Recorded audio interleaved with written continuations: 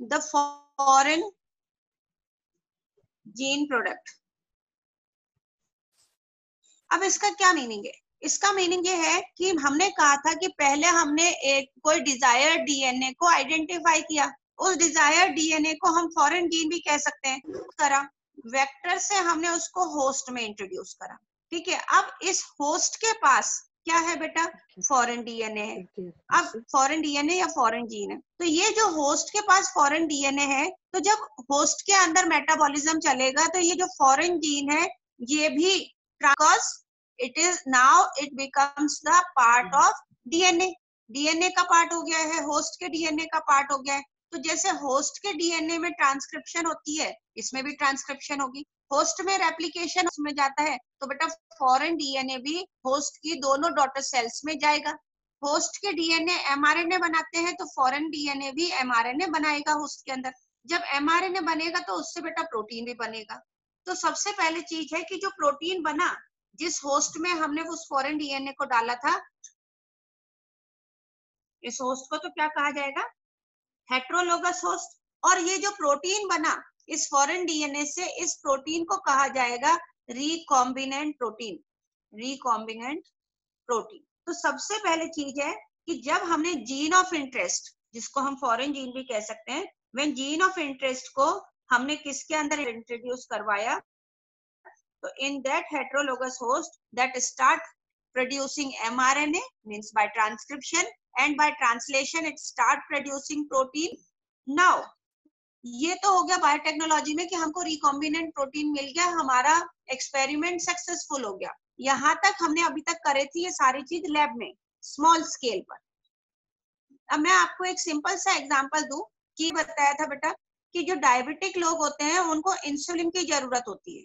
अब इंसुलिन में मैंने आपको बताया था, इंसुलिन के अंदर दो पॉलीपेप्टाइड होती है, ए पॉलीपेप्टाइड और बी पॉलीपेप्टाइड, जो डाइसल्फाइड बॉन्ड से अटैच रहती है।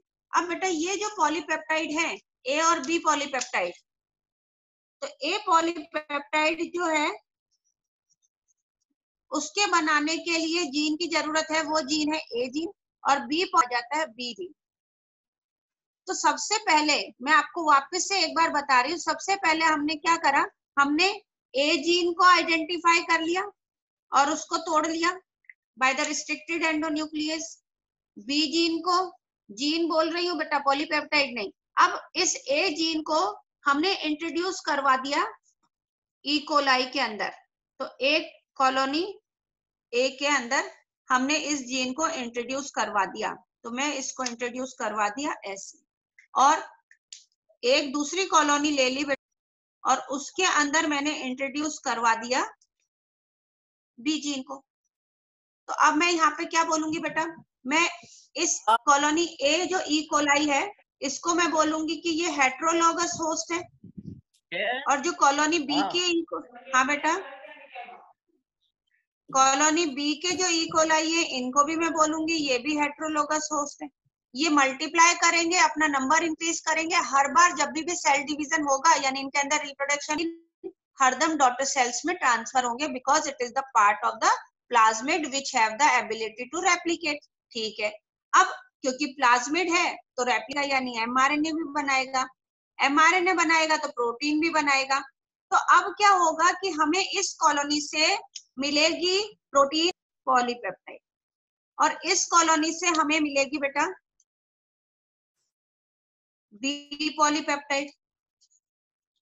अब हमारे पास इंसुलिन की ए पॉलीपेप्टाइड भी है और इंसुलिन की बी पॉलीपेप्टाइड भी है। मैं इस वाले कॉलोनी को लार्ज स्केल पर ग्रो करूं, यानी कि 1000 लीटर्स टैंक के अंदर 1000 लीटर्स में आएगी, ऐसे इसको भी मैं 1000 लीटर टैंक में करूं तो मेरे पास बी पॉलीपेप्टाइड भी 1000 लीटर्स में आएगी। अब इसमें से मैंने ए निकाल ली और निकालने के बाद में मैंने ए पॉलीपेप्टाइड को बी पॉलीपेप्टाइड से अटैच करवा दिया बाय डाइसल्फाइड बॉन्ड, और ये हमारा बन गया बेटा इंसुलिन, मैच्योर इंसुलिन। अब मैं इस इंसुलिन की क्या बना दिया, इसकी मैं प्रोसेसिंग करूंगी। प्रोसेसिंग मतलब इसके अंदर ऐसे प्रिजर्वेटिव डालूंगी जिससे ये खराब ना हो, फिर मैं इनको बॉटल्स में भर दूंगी, बॉटल्स में भर के मैं उस पर लेबल लगा दूंगी और लेबल लगा के मैं मार्केट में बेच दूंगी।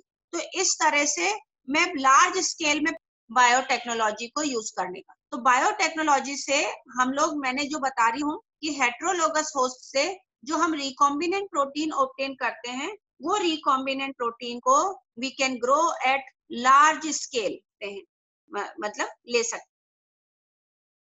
जब बहुत बड़े अमाउंट में हम लोग इसको प्रोड्यूस कर रहे हैं तो दैट यानी ह्यूमन बीइंग के वेलफेयर के लिए यूज में ला सकते हैं। तो अब जब हमें लार्ज स्केल में करना है तो उसके लिए हमें किसी चीज की जरूरत होगी बेटा। तो जिधर इनका प्रोडक्शन किया जाता है एट द लार्ज स्केल, उन्हें कहा जाता है बेटा बायोरिएक्टर्स। तो बायोरिएक्टर्स क्या है बेटा? Bioreactors are those things where the recombinant protein are produced at very large scale। इनको obtain किया जाता है तो उन्हें कहा जाता है बायोरिएक्टर्स।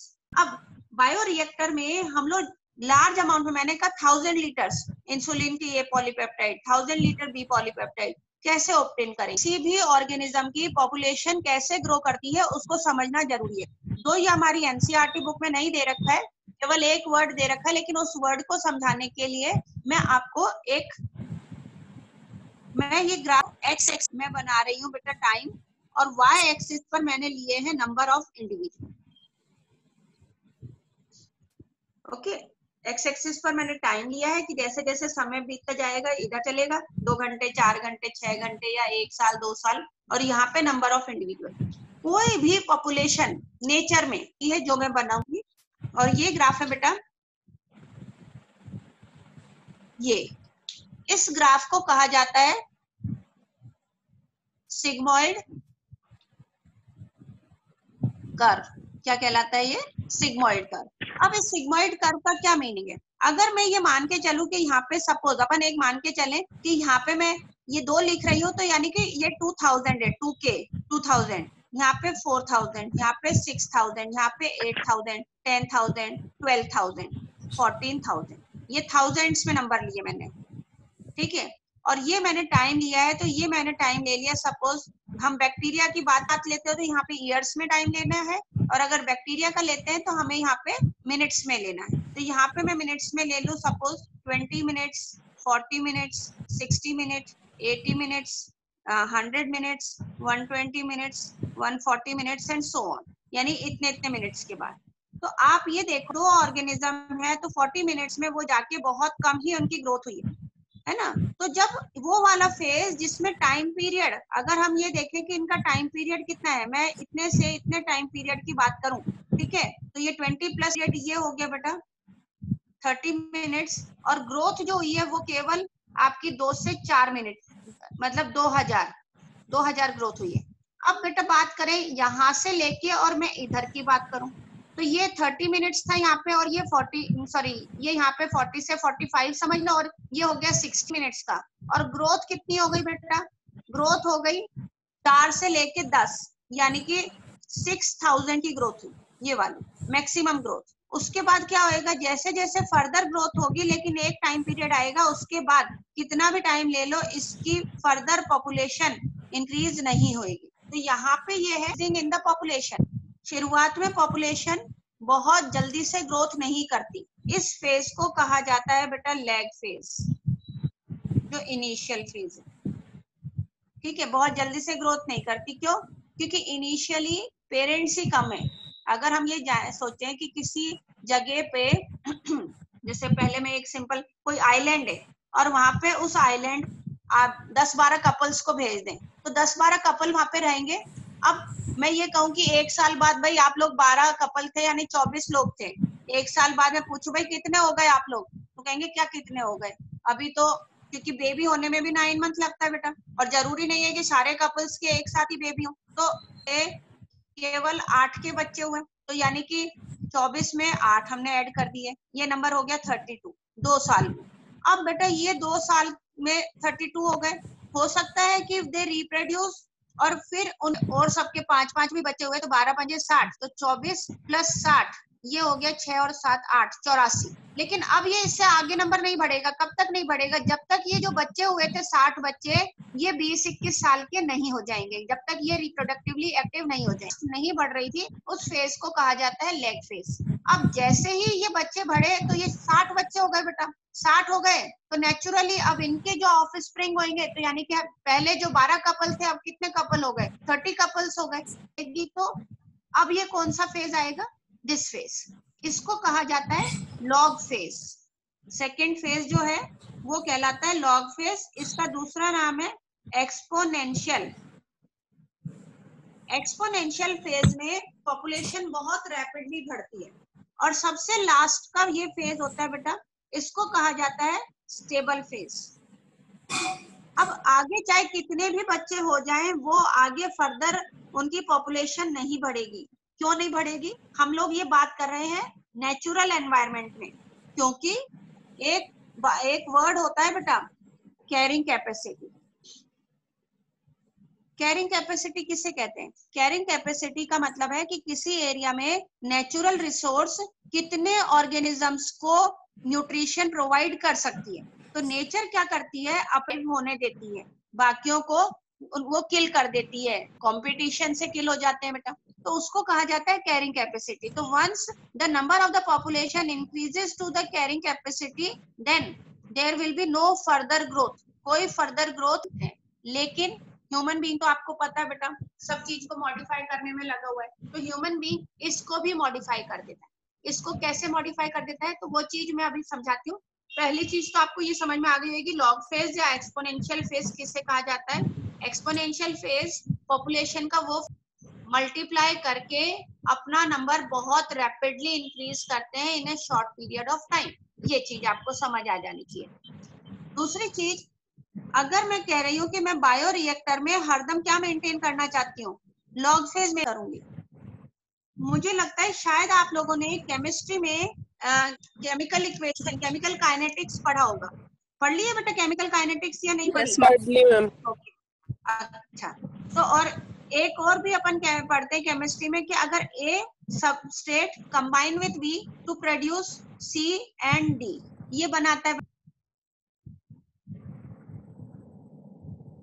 बेटा। अब क्या होता है कि अगर ये सबस्ट्रेट बहुत ज्यादा होती है तो ये रिएक्शन फॉरवर्ड चलती है, लेकिन जैसे जैसे प्रोडक्ट बनने लग जाता है और फिर प्रोडक्ट का अमाउंट अगर ज्यादा हो जाता है, वापस से बैकवर्ड चलने लग जाती है।